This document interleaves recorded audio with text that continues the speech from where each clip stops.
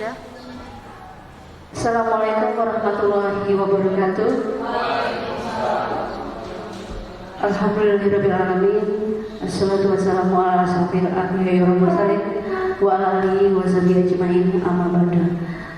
Sebelumnya terima kasih kami ucapkan kepada Bapak Ibu Guru yang kiranya sudah berkenan hadir di aula kita tercinta ini untuk mendengarkan kami sebagai calon guru penggerak di SMK Negeri 1 Kalianda untuk mendefinisi yaitu budaya positif yang sudah dipelajari oleh calon guru penggerak angkatan ke-9 dari SMK Negeri 1 Kalianda.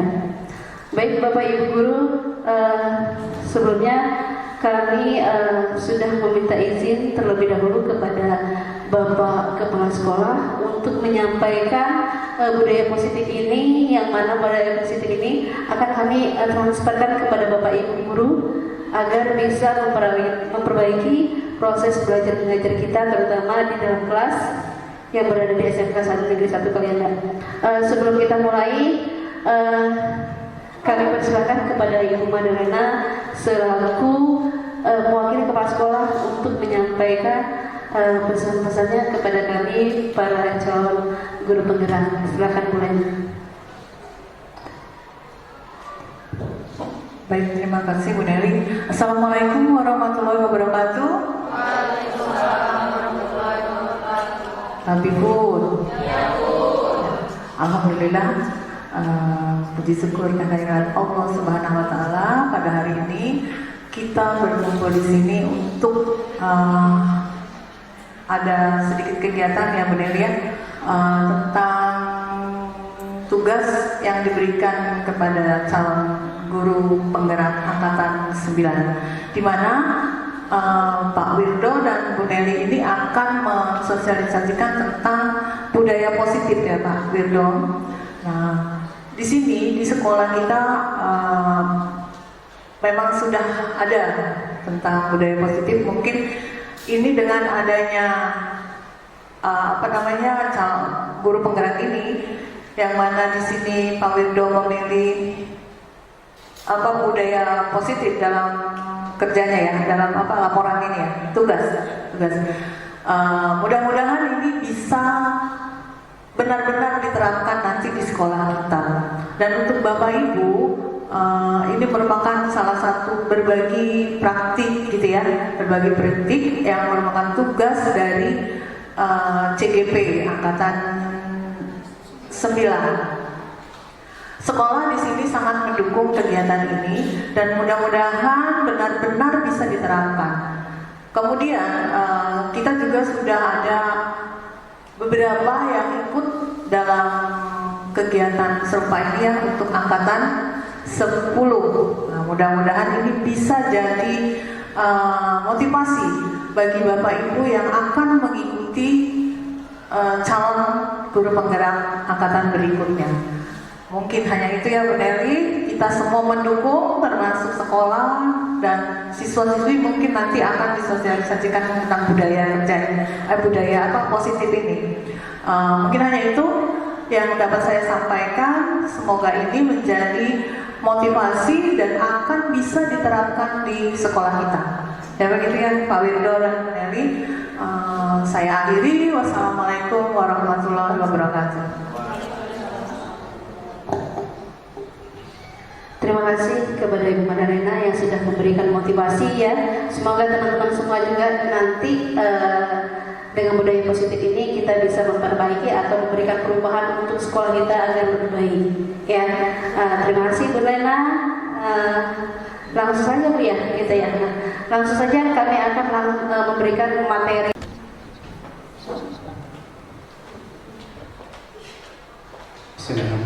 Assalamualaikum warahmatullahi wabarakatuh.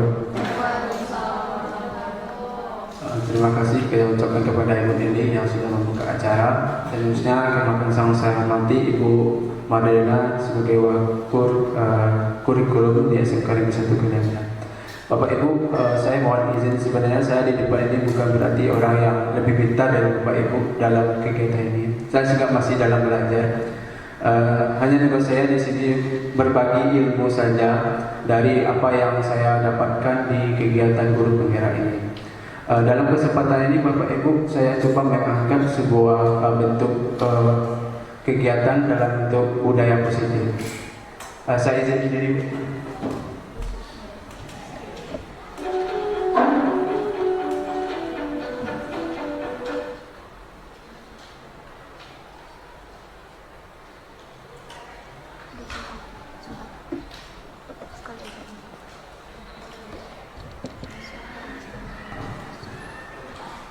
Oke Bapak Ibu, untuk mengawali hari ini kegiatan ini, kita harap di dalam ruangan ini kita semuanya dalam keadaan tenang, tenang hati kita dan pikiran kita, agar kita itu bisa satu frekuensi dan satu misi nantinya. Nah, dalam hal ini di SMK saya rasa di sekolah kita sendiri sudah ada bentuk kegiatan positif yang kita lakukan. Salah satunya yaitu menyambut siswa kita yang baru datang ke sekolah dengan bentuk senyum, salam dan sapa. Alhamdulillah itu terlaksana dengan baik. Namun hal itu terkadang masih ada juga dari anak-anak kita yang datangnya terlambat. Nah, disinilah itu kita perlunya penegasan kembali, pendalaman kembali kepada anak kita tentang pemanfaatan dan penerapan budaya positif itu.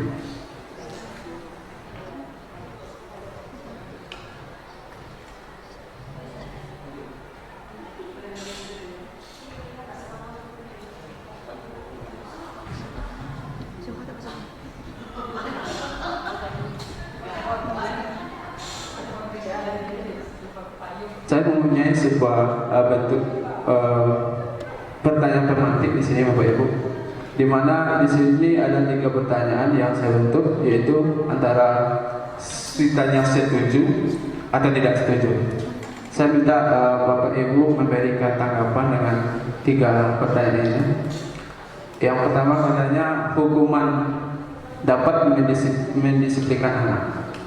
Kira-kira itu kita setuju atau tidak Bapak Ibu? Setuju. Yang kedua, memberikan hukuman dengan hal positif seperti membaca atau membersihkan halaman sekolah dapat meningkatkan disiplin anak. Kita setuju atau tidak setuju? Setuju juga. Oke, yang ketiga, memberikan penghargaan dapat meningkatkan motivasi belajar anak. Setuju? Jadi ketiga statement ini merupakan bentuk tindakan yang kita setujui.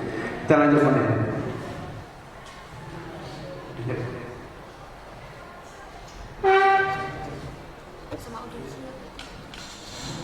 Nah, dari hal tindakan itu kita coba untuk berbuat sebuah paradigma di mana antara di sini ada 2 orang yang bertindak di sini, ada A dan B. Di sini kita dimintanya untuk menggempalkan tangan kita, di mana dalam genggaman kita itu adalah sesuatu yang sangat kita inginkan. Bagaimanapun kita sebagai individu ingin mempertahankan genggaman kita itu, walaupun adanya nantinya berupa bentuk bujukan, rayuan ataupun imbalan yang diharapkan dari orang yang ingin mendapatkan yang kita inginkan, yang kita genggam itu, kira-kiranya Bapak Ibu bisa nggak berpengaruh dengan imbalan atau bujukan dari teman-teman kita? Pak Haji, coba Pak Haji beri respon. Di dalam tangan kita ini misalnya Pak Haji ada sebuah harapan. Terus teman kita yang sebelah Bu Miss Rosma mencoba untuk membujuk, merayu Pak Haji, bagi dong apa yang digenggamkan kamu itu. Kira-kira Pak Haji terus bertahan atau terpengaruh dengan bertahan? Tergantung rayuannya. Seperti apa terus rayuannya yang bisa membuka kepalanya. Coba.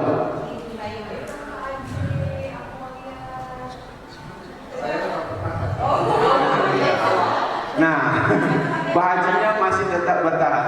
Di sini nilai yang kita ambil Bapak Ibu adalah kontrolnya. Seberapapun bentuk rayuan, imbalan, pasti kita akan berpegang teguh terhadap apa tujuan yang akan kita lakukan. Apapun itu bentuk pengaruh atau imbalannya. Nah, yang di sini maksudnya dasar dari sebuah kontrol itu adalah pada diri kita sendiri, tidak kepada dari orang lain di sekitar kita. Kita yang sendiri yang akan mengetahui fokus kita mau kemana, mau meraih apa, dan mau melakukan apa. Nah, itu yang dimaksud dengan kontrol dalam diri kita sendiri atau kontrol dalam intrinsik itu. Intrinsik maksudnya di dalam diri kita sendiri. Seperti itu juga dengan anak siswa kita kita Bapak Ibu. Kita lihat terkadang kita sudah berupaya memberikan materi yang menarik, yang membuat mereka bisa aktif. Terkadang mereka juga tidak bisa bergabung dengan hal yang kita beri kepada mereka. Itu berarti mereka itu mempunyai sesuatu yang memiliki keteguhan di sana. Nah, disinilah tugas kita seorang guru, tidak hanya dalam mendidik bentuknya, tapi juga bisa mengarahkan dia sesuai dengan kodrat yang dia inginkan itu. Nah, oke. Kita lanjut. Nah, ini seperti inilah ilustrasinya Bapak Ibu. Ilustrasinya guru mengontrol murid bahwa kritik yang membuat orang merasa bersalah dapat menguatkan karakter. Ilusinya bahwa semua penguatan positif efektif dan bermanfaat. Ilusi berikutnya bahwa orang dewasa memiliki hak untuk memaksa. Nah, di situ bentuk dari kontrol dalam kita dalam mengatur bentuk paradigma kita dalam mendidik anak-anak. Selanjutnya, ini Bapak Ibu bisa dilihat dalam bentuk sifat teori kontrol ini. Siapakah yang memiliki kontrol? Yaitu dari sini kita awalnya kita hanya sebagai seorang merespon saja. Kita akan beralih kepada bentuk kontrol atau yang mengarahkan atau memilihnya di situ. Kita lihat di bagian pertama, kita mencoba untuk mengubah orang agar berpandangan sama dengan kita. Kita berusaha akan memahami pandangan orang lain tentang dunia. Perilaku buruk dilihat sebagai sudut kesalahan. Di sini kita akan berubah menjadi kontrolnya semua perilaku memiliki tujuan. Orang lain bisa mengontrol saya, hanya Anda yang bisa mengontrol diri Anda. Saya bisa mengontrol orang lain, Anda tidak bisa mengontrol orang lain. Pemaksaan ada pada saat bujukan gagal. Kolaborasi dan konsekuensi menciptakan pilihan baru di sini. Terus model yang berpikir menang atau kalah, nanti kita mengubahnya ke dalam bentuk teori kontrol atau pilihan model berpikirnya yang menang-menang. Nah, Bapak Ibu, di sini mari kita lihat bentuk disiplin positifnya. Di sini kita bisa lihat teori kontrol yang dipaparkan oleh Dr. William Bruce ini. Ada beberapa bentuk pengaruhnya. Dari teori kontrol ini kita bisa lihat makna dari disiplin itu seperti apa dan arahnya nanti kemana arah bentuknya. Di sini ada bentuk teori motivasi, ada nanti 5 positif kontrol dan segitiga restitusi. Saya coba untuk menjelaskan yang bagian disiplin di sini. Makna sebenarnya dari disiplin itu adalah bahasa Latin discipline yang artinya belajar. Nah, terkadang kita melihat makna disiplin sebelumnya apa? Taati peraturan. Sama, saya juga sebelum mengetahui saya ngomong seperti itu juga awalnya. Bukannya disiplin itu menaati peraturan, Pak, kata saya. Bukan, Pak, katanya. Makanya disiplin itu yang kita disuruh belajar. Belajar di sini itu untuk menjadikan diri kita kepada yang lebih baik lagi, bukan terhadap takut akan sebuah hukuman, tapi konsekuensi akan terhadap hukuman itu. Maksudnya kalau kita bersalah melakukan tindakan, ada konsekuensinya. Kalau hukuman artinya di sini kita sifatnya hanya berpihak kepada satu orang saja, seketika saja. Itu makanya jadi ibaratnya kena hukuman itu bisa mendatangkan luka yang membekas dalam bentuk karakter. Kita masih ingat, ada nggak Bapak Ibu ingat ketika masih sekolah dulu ada guru kita yang memberikan misalnya hukuman, sampai sekarang masih ingat kita. Nah itu sifatnya hukuman. Tapi kalau konsekuensi tidak. Kita melakukan kesalahan itu konsekuensi sudah disampaikan, berarti ada sebuah kesepakatan. Kamu terlambat 2 menit, kesepakatan yang kamu lakukan ini, berarti ada konsekuensinya. Kalau hukuman kita lakukan itu akan membuat satu tindakan saja. Ibaratnya tidak ada omongan atau pembicaraan sebelum itu. Jadi ibaratnya hal itu yang membuat adanya bekas karakter yang teringat terus sama kita. Itu perbedaan antara hukuman dan konsekuensi. Nantinya saya juga akan sampai kepada bentuk 5 kontrol, 5 posisi kontrol.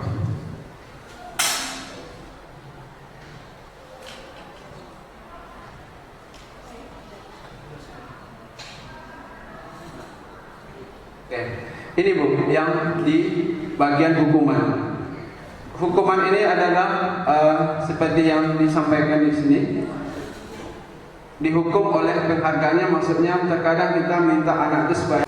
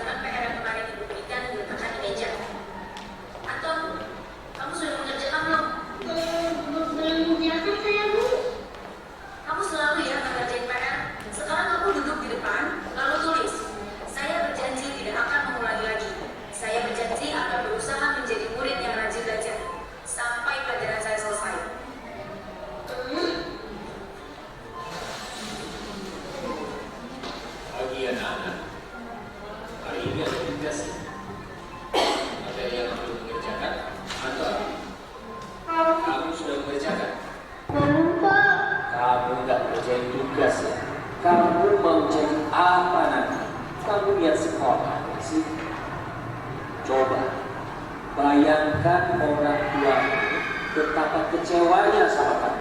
Kamu itu sudah kelas 5, harusnya bertanggung jawab sama dirimu sendiri.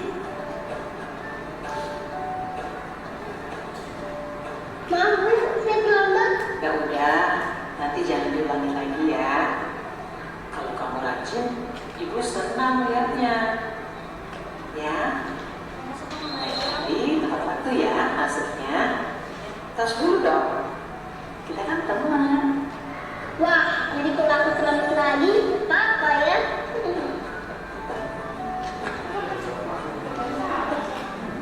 Kamu kok nggak pakai baju olahraga? Bapak catat, kamu sudah 3 kali loh nggak ikut olahraga bulan ini. Iya Pak, udah 3 kali berarti saya dapat sanksi Pak.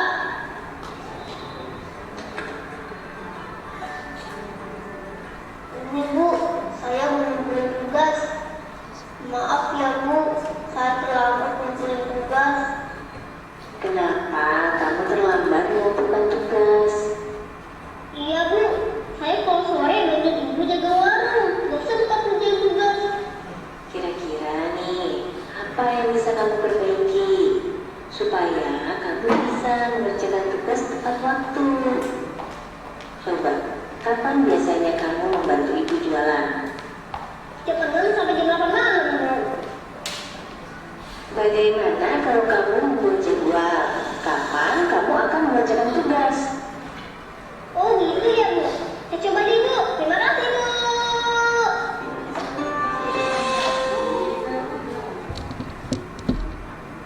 Oke, dari 5 bentuk tampilan tadi, kira-kira video yang pertama itu sifatnya menghukum, konsekuensi atau restitusi?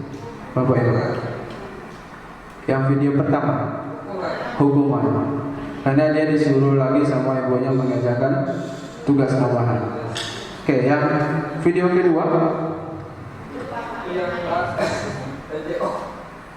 bukan, masih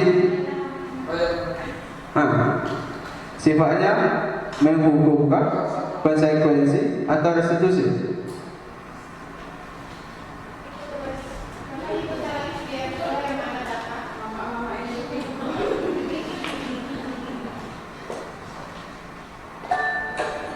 Kita 5 adegan interaksi dulu dan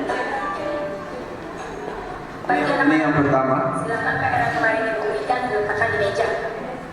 Anton, kamu sudah mengerjakan belum? Belum mengerjakan saya, Bu. Kamu selalu ya nggak ngerjain PR. Sekarang kamu duduk di depan, lalu tulis. Saya berjanji tidak akan mengulangi lagi. Saya berjanji akan berusaha menjadi murid yang rajin belajar sampai pelajaran saya selesai. Nah, jadi ini adalah bentuk tindakan yang sempat hukuman. Oke, video kedua. Bagi anak-anak, hari ini ada tugas.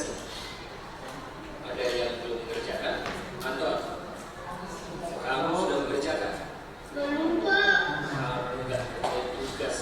Kamu mau jadi apa nanti? Kamu lihat si Polo. Coba bayangkan orang tua betapa kecewanya sama kamu. Kamu itu sudah kelas 5. Harusnya bertanggung jawab sama dirimu sendiri. Oke, yang kedua, tiga ini. Kedua, konsekuensi. Dia menanyakan, bapak gurunya menanyakan, kamu mau jadi apa? Jadi anak itu akan berpikir, kalau saya lakukan ini terus menerus, akan ada hasil atau sifat nantinya, tindakan nantinya. Itu namanya yang bentuk konsekuensi. Video ketiga. nanti jangan diulangi lagi ya. Kalau kamu rajin, ibu senang melihatnya. Ya, lain kali tepat waktu ya masuknya. Tas dulu dong. Kita kan teman. Wah, jadi kalau aku terlambat lagi, apa ya? Oke, sifatnya restitusi. Oke, dia ada menyebutkan kita kan teman. Nah, di situ kalau dalam sifat posisi kontrol dia termasuk restitusi di sana. Karena dalam sifat 5 posisi kontrol itu ada sifatnya penghukum, pemantau, dan nanti teman di situ. Baru nanti kita coba cek yang ketiga videonya. Kamu kok nggak pakai baju olahraga? Bapak catat, kamu sudah 3 kali loh nggak ikut olahraga bulan ini. Iya, Pak. Sudah 3 kali berarti saya dapat sanksi, Pak. Ini adalah sifatnya konsekuensi. Jadi anak itu sudah tahu kesalahan yang dilakukan akan ini konsekuensinya. Nah, dari sini itu bentuknya adalah sifat konsekuensi. Yang terakhir. Bu, saya mengumpulin tugas. Maaf ya, Bu. Saya terlambat mengumpulin tugas. Kenapa kamu terlambat mengumpulkan tugas? Iya, Bu. Saya kalau sore banyak ibu jaga warung. Gak sempat kerjain tugas. Kira-kira nih, apa yang bisa kamu perbaiki supaya kamu bisa mengerjakan tugas tepat waktu? Coba, kapan biasanya kamu membantu ibu jualan? Setiap malam sampai jam 8 malam, Bu. Bagaimana kalau kamu membuat jadwal? Kapan kamu akan mengerjakan tugas? Oh gitu ya, Bu. Ya, coba deh, Bu. Terima kasih, Bu. Oke, yang terakhir itu adalah sifatnya adalah restitusi. Jadi anak itu berupaya untuk mencari solusinya sendiri dalam sebuah tindakannya itu. Oke, Bapak Ibu, kita lanjut yang berikutnya. Saya akan coba memberikan dalam bentuk 5 kontrol ini. Di dalam 5 posisi kontrol itu ada penghukum, pembuat merasa bersalah, teman, pemantau, dan manajer. Sebagaimana yang kita tahu, kalau pengukur itu sifatnya pasti agak kasar atau lebih keras dalam pemberitahuannya. Dia bisa berupa menghati, menunjuk-nunjuk, menyakiti, dan menyindir. Sedangkan kalau sebuah dalam bentuk merasa bersalah, itu semuanya bisa berupa ungkapan dia mengasih ceramah, mematakan anak, seharusnya kamu nggak harus terlambat. Itu dalam bentuk, dan itu ibu kecewa melihat tindakan kamu yang tidak pernah berubah. Itu adalah bentuk sebuah sifatnya sebagai orang yang merasa bersalah. Terus yang sebagai teman, pengucapannya bisa seperti ini. Membuatkan alasan-alasan untuk murid. Misalnya, ayolah nak, lakukan demi ibu. Itu semuanya sifatnya seperti teman. Terus ada juga ungkapan seperti, masa kamu tidak mau? Ingat, tidak, ibu tidak pernah bantu kamu loh. Nah, seperti itu bentuk ungkapannya. Jadi ibaratnya posisi kontrol kita itu sama anak, adanya keterikatan satu sama lainnya. Terus bentuk yang pemantau di sini bahasanya sering kita lihat menghitung atau mengukur. Jadi kita pantau anak itu dari kesalahannya. Kamu tahu kan aturan ini ada sanksinya, itu sifatnya memantau. Yang sifatnya yang manajer di sini adalah mengajak anak itu untuk melihat pernyataan-pernyataan yang sudah ada di kelas ataupun di sekolahnya. Ada bentuk kata-kata di sini sudah bisa kita lihat ada bentuk hasilnya yang kita lakukan dari kalau kita sebagai penghukum, hasilnya itu anak akan merasa berontak, menyalahkan orang lain dan berbohong. Sedangkan hasil dari kita sebagai seorang guru yang bersifat sebagai pembuat urusan salah, itu anak rasanya menyembunyikan atau menyangkal dan berbohong. Kalau sebagai teman ya tergantung. Kalau dia ada gurunya, dia bisa mau mengerjakan guru. Kalau ada di perhatian gurunya, dia mau untuk mengerjakannya. Nah, untuk lebih bisanya Bapak Ibu dalam pemahaman kegiatan 5 posisi kontrol ini, sebaiknya kita sebagai seorang harus bisa mengubah bentuk tindakan kita dari bentuk sebagai arah yang lebih bagus dari kalau ada misalnya dalam hal ini kita masih dalam sebagai teman, penghukum atau pemantau, kita akan coba untuk beranjak menjadi seorang manajer. Jadi kita berikan tekanan kepada anak itu untuk bisa mencari solusinya sendiri. Saya akan juga fotokan, berikan video lagi.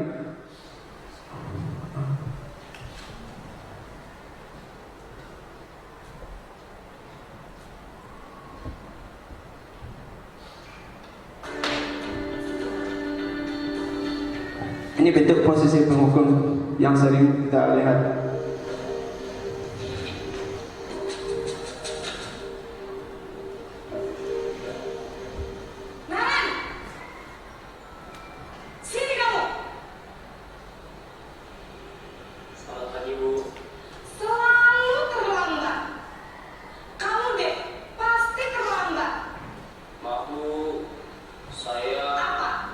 Apa coba? Alasan kamu apa lagi? Kapan sih kamu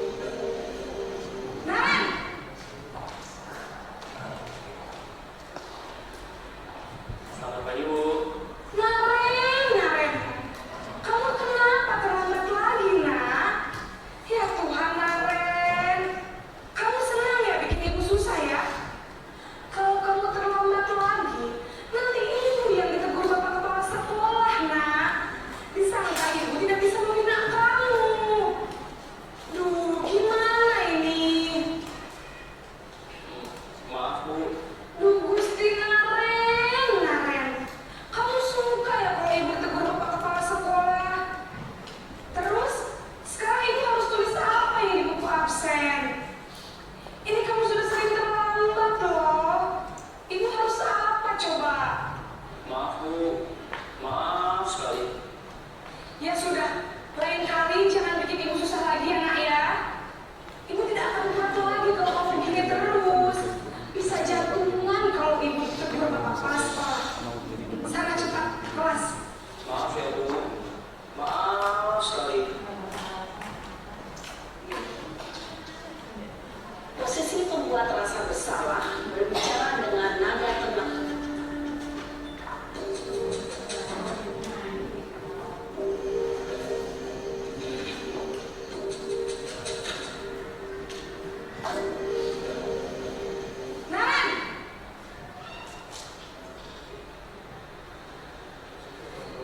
Selamat pagi Bu. Wah, sudah jam berapa ini nak? Terlambat lagi ya saya. Iya Bu, habis ibu saya lupa bangunkan saya Bu. Kamu malah menyalahkan ibu kamu. Kamu bukannya anak yang larinya paling kencang. Kok terlambat sih? Iya Bu, saya memang terlambat bangun tadi. Jadi biarpun saya rincang, tetap nggak kencang Bu. Nah ini posisi kita di mana kira-kira? Mohon Bapak Ibu untuk memberi tanggapan. Bu Rosma atau Bu Aji? Pak Aji maksudnya. Miss Rosma lah dulu. Silakan Miss, dari 5 posisi kontrol itu di posisi manakah kita sekarang? Miss sekarang kira-kira?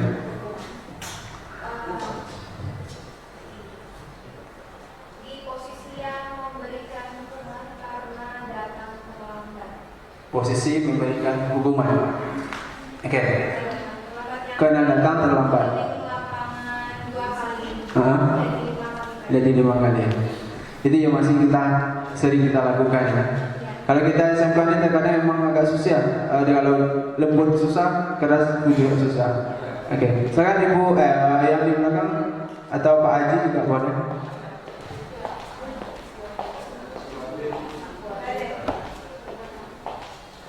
Sama pertanyaan boleh. Dari 5 posisi itu kira-kira kita masih di posisi yang mana?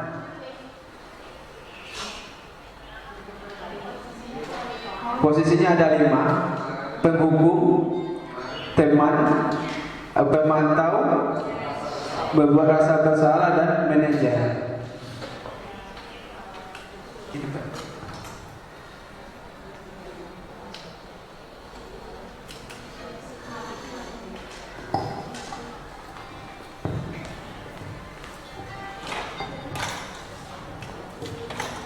Baiklah, saya akan mencoba menjawab.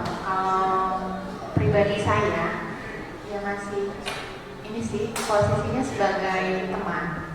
Cuma dilemanya itu tidak bisa kita terapkan ke seluruh siswa yang bermasalah gitu kan. Kadang di satu posisi kita bisa menjadi teman, cuma di posisi lain ya memang harus dihukum. Gitu. Tidak bisa disamakan untuk misalnya dalam satu kelas misalnya ada yang lambat atau ada yang tidak mengerjakan tugas gitu kan. Masih ada kebingungan sih kalau untuk saya gitu kan. Untuk diri pribadi saya, kadang saya sebagai teman, cuma di yang lain itu jadinya kurang ajar gitu. Jadi memang kita harus bisa mengetahui benar sih posisi siswa ini memang harus dikeraskan atau harus dilembutkan.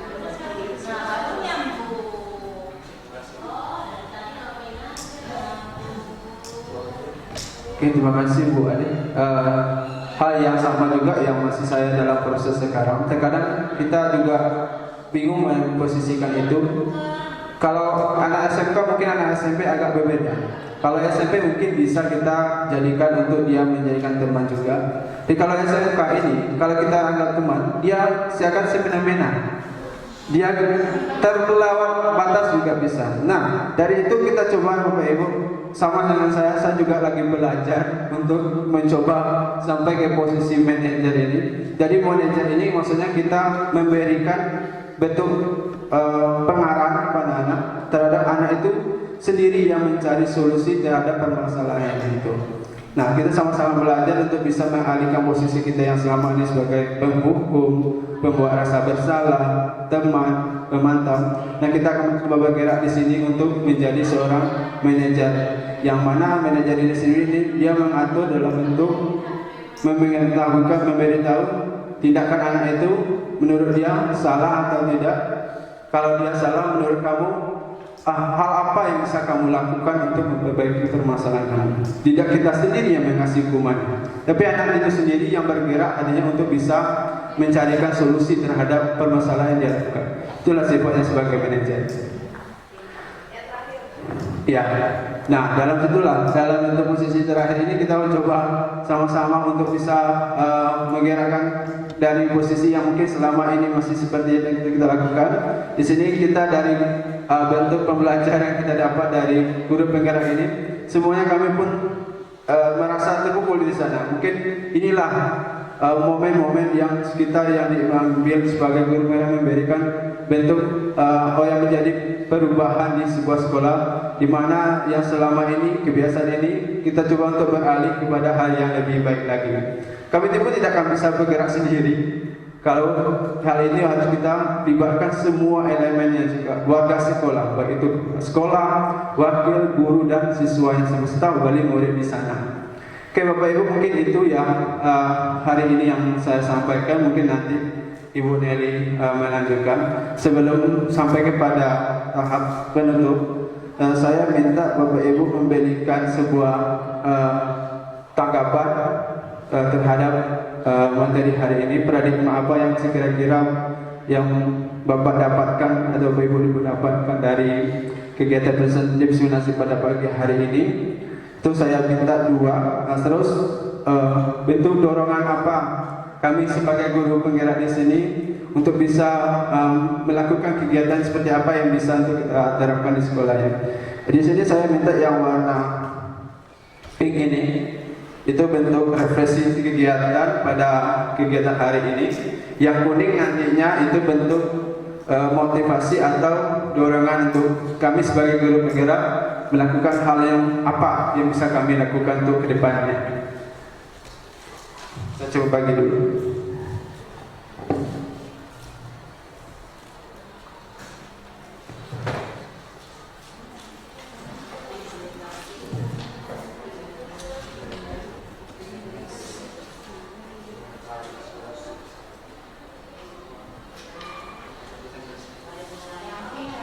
Yang pengen untuk refleksi kegiatan hari ini, yang kuning untuk masukan atau harus bisa dilakukan.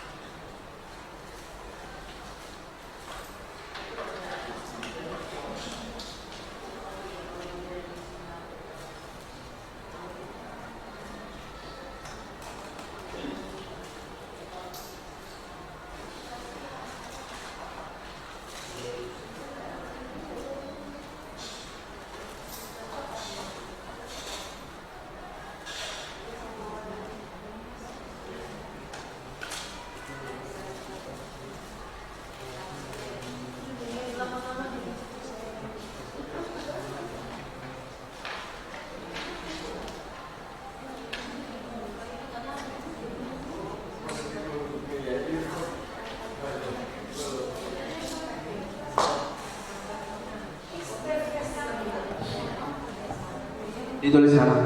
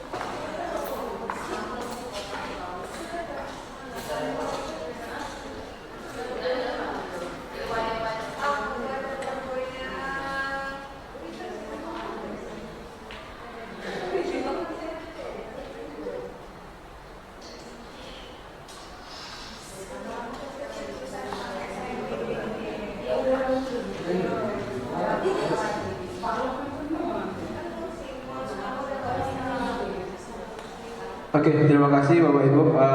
Sebelum closing statement, saya minta satu orang untuk bisa menyampaikan secara langsung dengan mau membacakan juga boleh dari bentuk kegiatan hari ini, refleksinya seperti apa. Oke, silakan Bapak Ibu, silakan disampaikan.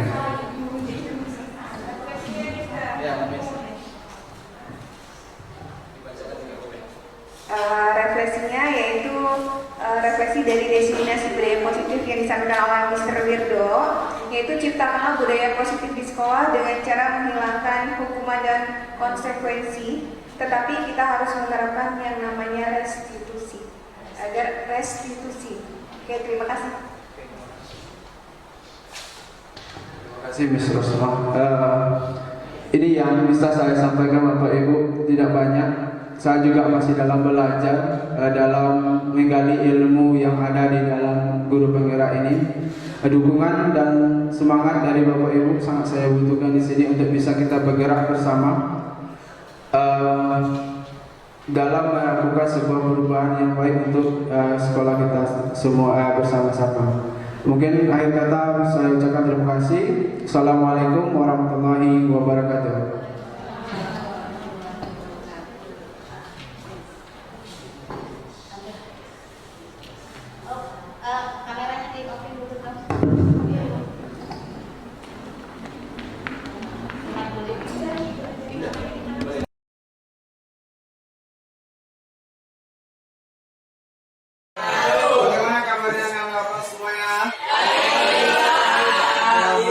Semuanya baik dan bisa bersemangat untuk mengikuti kegiatan kita hari ini.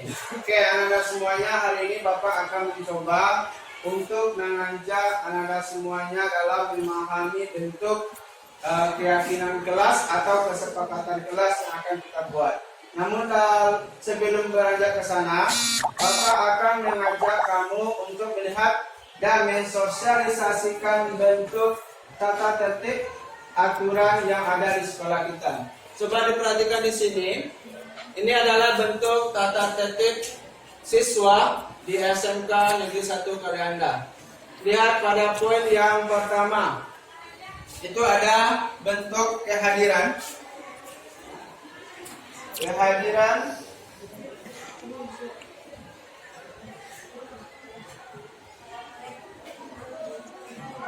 jam berapa kita masuk? Jam 7.15. Berarti kalau kamu dari rumah harus jam berapa kira-kira? Setengah 7. Ada yang jauh dari Ketimbun jam 6. Nah, itu dibuat agar kamu bisa menjadikan tauladan dan mematuhi bentuk tata tertib yang ada di sekolah. Ini bentuk kehadirannya bisa kamu lihat dulu. Poin-poinnya apa-apa saja. Nah, adapun keterlambatan kehadiran siswa, apa prosedur yang dilakukan jika siswa yang terlambat? Yang dia di poin 2 itu guru piket dapat memberi izin untuk mengikuti pelajaran berikutnya dengan menggunakan surat. Nah, Bapak harap ini bisa dipahami. Oke, Bapak mau tanya dulu. Kamu sudah pernah dengar sebelumnya tentang keyakinan kelas? Belum. Kesepakatan kelas? Ya. Sudah. Ya. Apa itu arti kesepakatan kelas? Satu orang? Apa itu kesepakatan kelas? Ya, kesepakatan yang dibuat oleh seseorang. Oleh seseorang? Oleh Pak. Oke, kesepakatan yang dibuat secara bersama-sama antara guru dan murid. Untuk apa gunanya dibuat? Untuk mempertanggungjawab. Nah, salah satu poinnya mempertanggungjawabkan dan menerapkan nilai-nilai kebajikan secara universal. Contohnya, nilai-nilainya menghargai, terus disiplin, keselamatan, dan kesehatan. Nah, kalau lagi ada di aturan sekolah kita, misalnya pada waktu pandemi menggunakan siswa wajib memakai masker. Jadi nilainya apa di sana? Kesehatan. Kalau ada nanti instruksinya, siswa dalam mengendarai sepeda motor wajib menggunakan helm. Itu nilainya apa di sana? Keselamatan. Nah, seperti itu juga dalam bentuk kegiatan keyakinan kelas. Nah, gunanya lihat di sini ada mau tampilkan bobot-bobot dari bentuk pelanggaran yang ada di sekolah.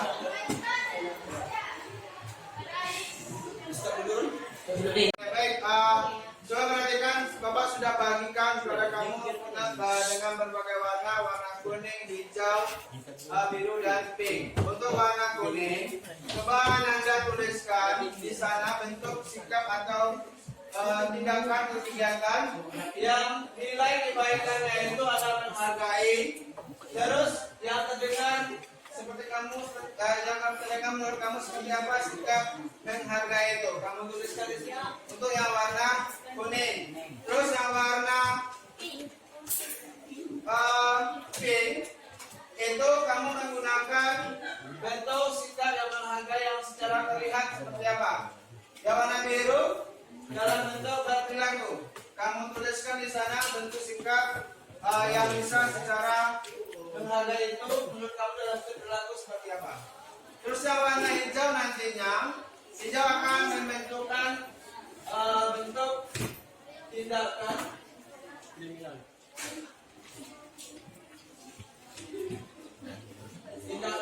siswa.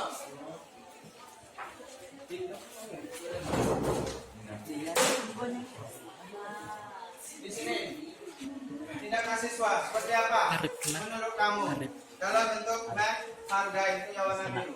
Oke, bisa dipahami? Oke, Bapak kasih waktu 5 menit lah. 5 menit untuk menampilkan kita nyampaikan itu ke depan nantinya. Oke? Masing-masing kamu satu saja. Masing-masing kamu satu aja. Masing satu aja.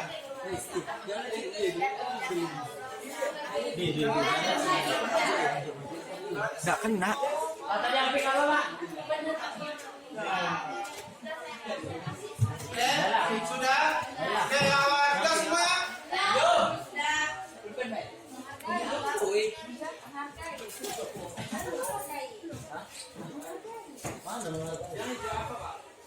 Hijau itu.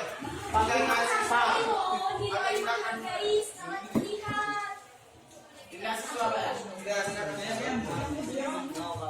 Saya kalau saya Pak, Pak, udah selesai. Pak.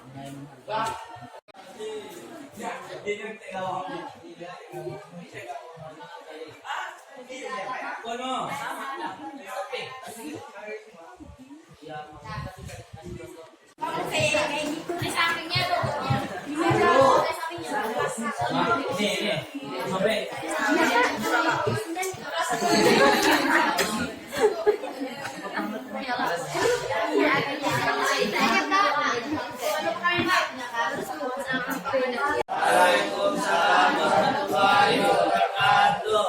Kami dari kelompok 2 ingin mempresentasikan tentang tata tertib kelas. Yang pertama ada menghormati guru dan taman sekelas. 2. Menjaga kebersihan kelas. 3. waktu. 4. Dilarang bolos di jam pelajaran. 5. Melaksanakan tiket kelas sesuai jadwal. 6. Tidak main HP saat jam pelajaran. 7. Berbicara yang baik dan sopan. 8. Mengerjakan tugas atau PR yang diberikan guru mepel. 9. Jangan tidur saat jam pelajaran. Di sini apa ada yang ditanyakan? Enggak. Oke, baik, silakan. Tadi kelompok 1. Pas silakan. Menghormati guru dan teman sekelas. Dan nomor 7, berbicara yang sopan. Yang baik dan sopan itu harusnya masuk di nomor 1 dan nomor berapa? Nomor 1 dan nomor 7. Nomor 1 dan nomor 7. Boleh didekati dulu. Nomor 1 dan nomor 7. Adik, mau bertanya?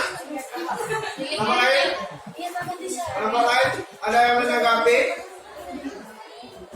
Kalau nggak ada menanggapi, berarti itu sudah oke. Sudah bisa kita sepakati. Ya, bisa. Sudah? Sudah. Oke, kalau sudah berarti itu sudah kita bisa sepakati. Kita ini tepuk tangan dulu. Silakan kelompok 1 untuk ke depan. Ya.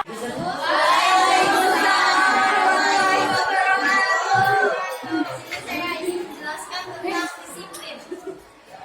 Nomor 1 ada harus datang tepat waktu. Di nomor 2 harus ada. Nomor 2 harus menggunakan pakaian secara rapi dan tertib. Nomor 3-nya harus datang tepat waktu saat melaksanakan piket. Nomor 4 tidak menggunakan HP. Tidak menggunakan HP saat guru sedang menjelaskan. Nomor 5 mengerjakan PR tepat waktu. Nomor 6 membuang sampah pada tempatnya. Nomor 7 dilarang tidur saat jam pelajaran.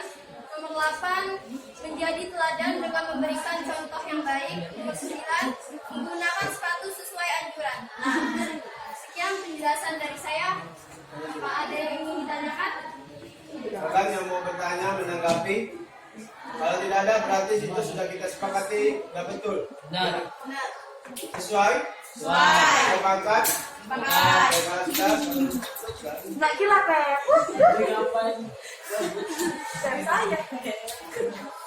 Sekian penjelasan dari saya. Saya tutup. Wassalamualaikum warahmatullahi wabarakatuh.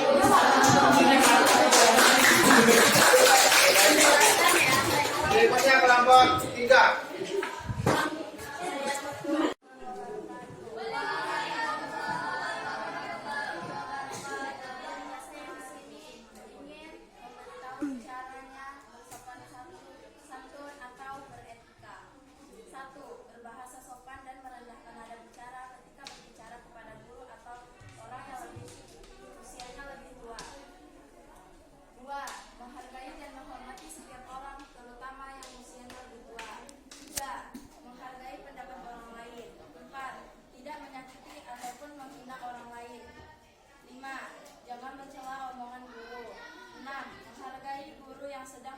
Menjelaskan di depan. 7. Bertutur kata yang halus dan sopan kepada guru. 8. Mengucapkan salam ketika bertemu dengan guru dan berjabat tangan. 9. Jangan menaikkan kaki ke kursi di sebelahmu saat ada guru di depan. Sekian yang ingin saya jelaskan. Ada yang perlu ditanyakan? Silakan kelompok lain yang ada yang menanggapi tentang sopan, santun, dan etika ini atau sikap. Sesuai setuju semuanya? Setuju atau tidak? Ya, kalau tidak ada pertanyaan dan setuju semua, berarti ini akan kita sahkan untuk segera disepakati. Oke, silakan ditutup. Sekian saya akhiri. Assalamualaikum warahmatullahi wabarakatuh.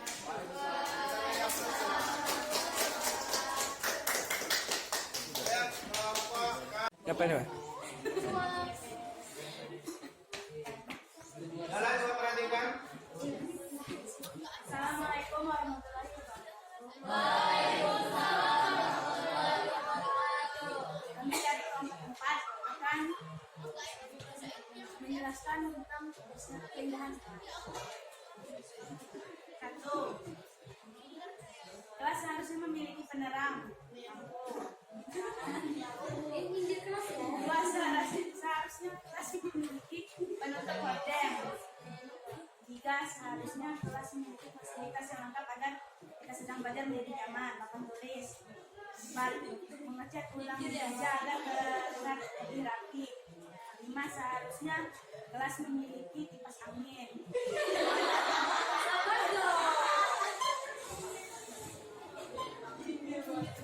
Kelas seharusnya memiliki pernak-pernik seperti foto presiden.